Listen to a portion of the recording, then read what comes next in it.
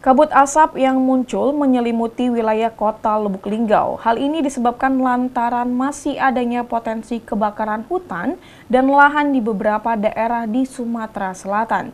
Adanya kabut asap ini tentu tak hanya mengganggu kesehatan, tetapi juga menghambat aktivitas usaha warga. Perubahan cuaca saat musim kemarau banyak terjadi kebakaran hutan dan lahan yang kering.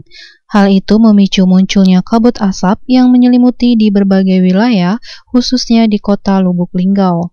Kabut asap yang muncul lantaran tak hanya mengganggu kesehatan, tetapi juga dapat mempengaruhi aktivitas usaha, seperti yang dialami oleh pedagang es Bapak Amro yang berlokasi di sisi Jalan Yosudarso, kota Lubuk Linggau.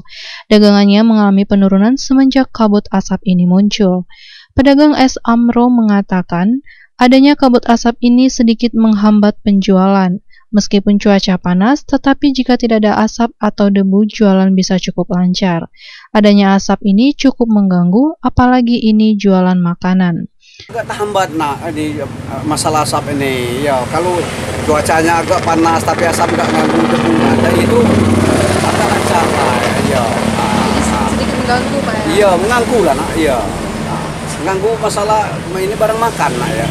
Tapi wong kan anak beli ada debu asap segala macam, tapi itu nak tanggapan wong ya.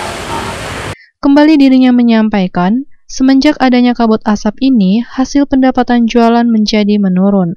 Sebelum ada kabut asap ini, penjualan masih normal, tetapi sekarang ini mengalami penurunan dan pelanggan pun berkurang. Belum ada yang asap ini jauh menurun hasilnya, iya benar.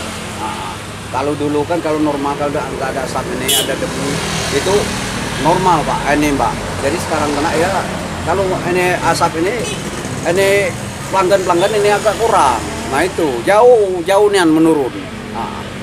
Ayu Fitriani, Silampari TV melaporkan.